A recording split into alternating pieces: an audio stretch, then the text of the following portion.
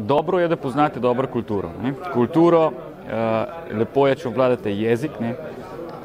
Fino je, če se dobro počutite v tistem okolju, in to je pomembno. Pomembno je, da imate dober produkt, pomembno je, da ste najboljši v tem, kar delate, in potem je delati povsod zelo podobno.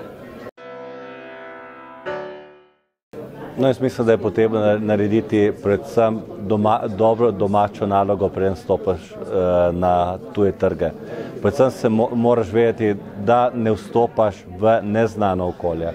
Tako da poskušaj čim več vedeti o kulturi naroda, kamor stopaš, o administrativnih pogojih, o ekonomskih pogojih, čim več o državi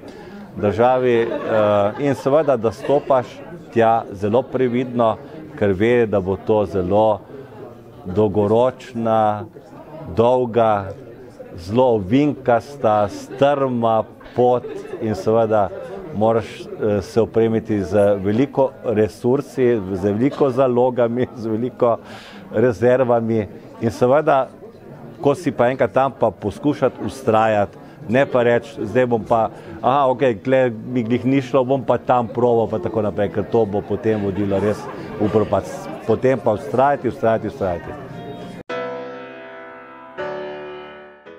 Zelo pomembna stvar, v podjetju ne podcenjujte tudi kakšnih takih segmentov, ki vam predstavljajo manj kot 5%. So pa lahko zelo perspektivni, ne? To je tisto, kar smo gledali, tiste krivulje, veste, ne? Se pravi, mogoče imate ene izdelke, ki vam danes nosijo denar, no, cash cow, ne?